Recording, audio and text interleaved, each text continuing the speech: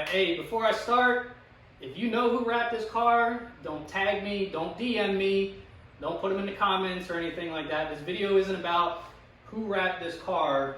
This is for the customers.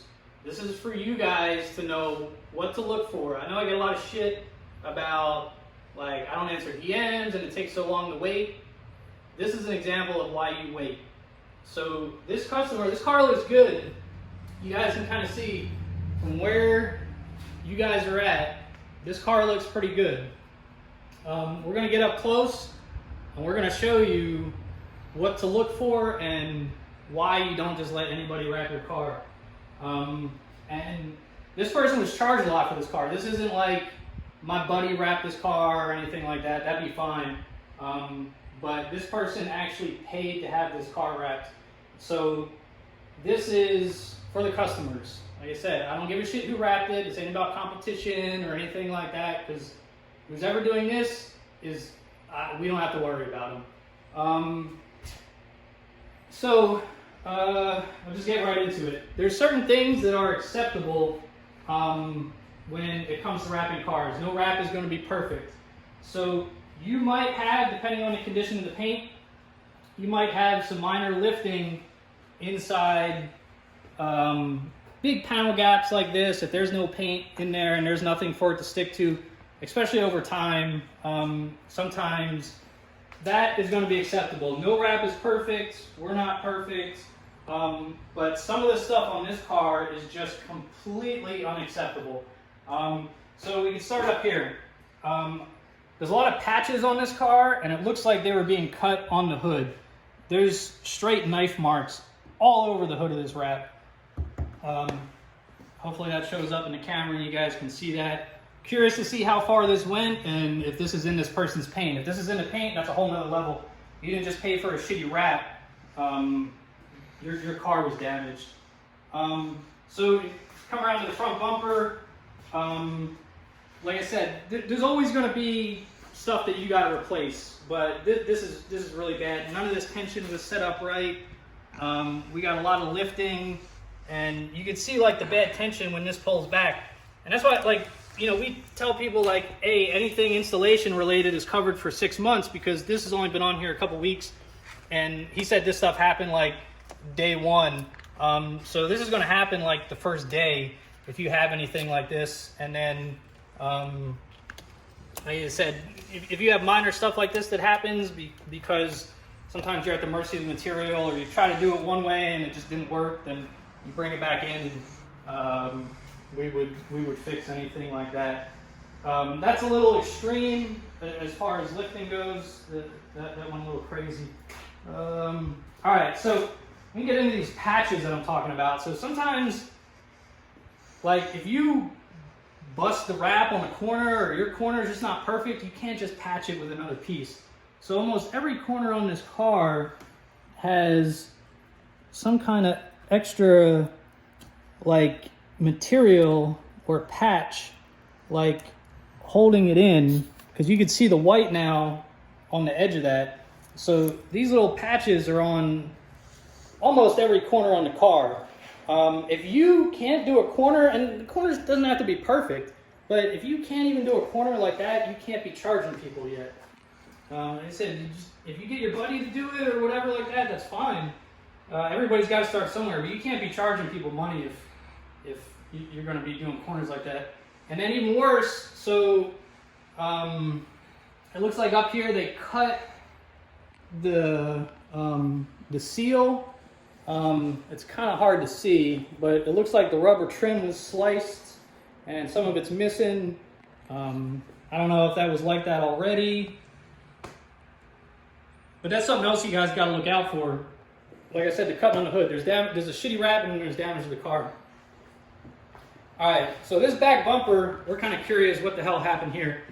This back bumper is like 4 or 5 different pieces. And we're about to pull this off to see what's going on, because probably from about where you're standing, it looks all right, but there's like a whole separate piece here. There's like some crazy strip here. There's another patch over here. And not only does it look like shit, But if they freehand cut this, it means that they cut it on the car, most likely, and that just opens yourself up for mistakes and everything like that. And this ain't even like a hard bumper to wrap, so we're just kind of curious what happened here. But like I said, it looked good, but we're about to pull this patch off. So there's one. You can see that was just a random patch that was put on the car. All right, let me see if I can get under this one and pull this one off.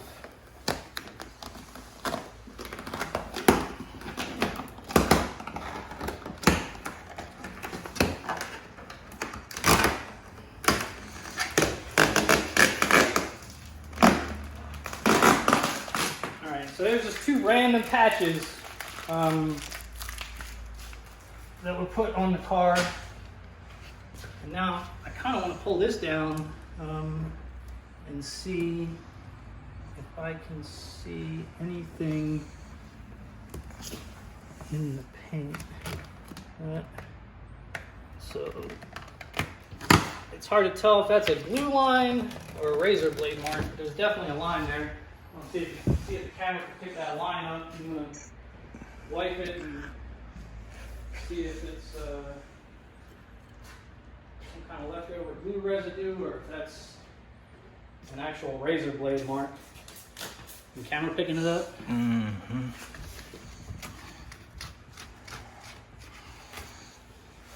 It's still there?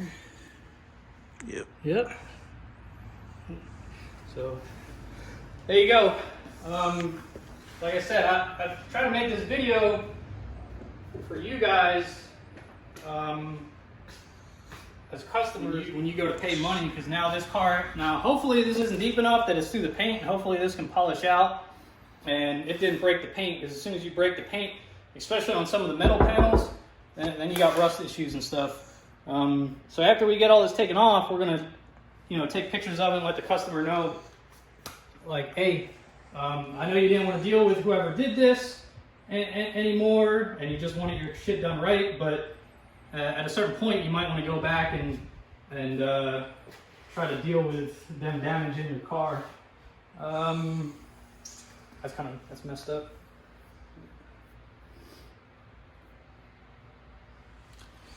And then up here, there's just more patches.